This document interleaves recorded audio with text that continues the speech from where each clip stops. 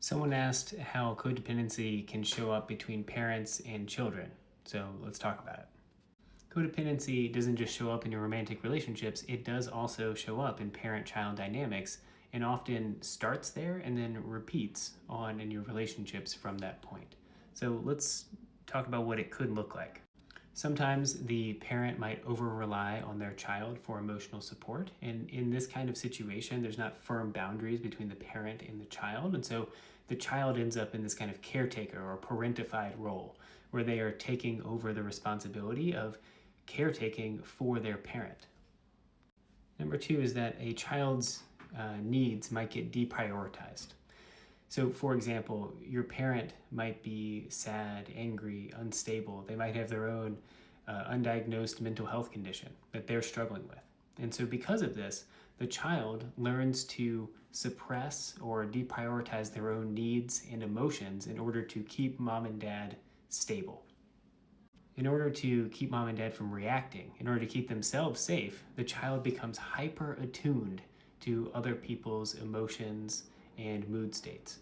And then they adapt in ways that allow them to respond to those mood states very quickly so that they are constantly keeping their parent in a happy place or a stable place.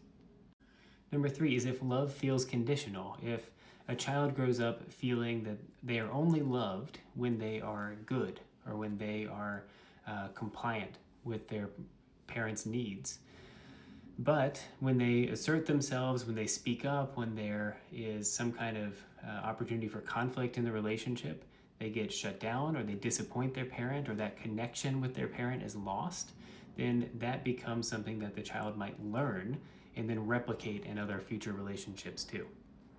So as adults then, these children often feel guilty for setting boundaries or prioritizing themselves.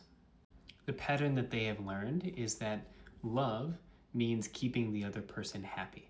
And so in order to do that, they may turn into fixers or people pleasers in their relationships and do whatever they can at all costs to keep their partner happy, even at the risk of distorting themselves or losing part of their identity. So if any of this sounds like you, then I just want you to know that not all hope is lost.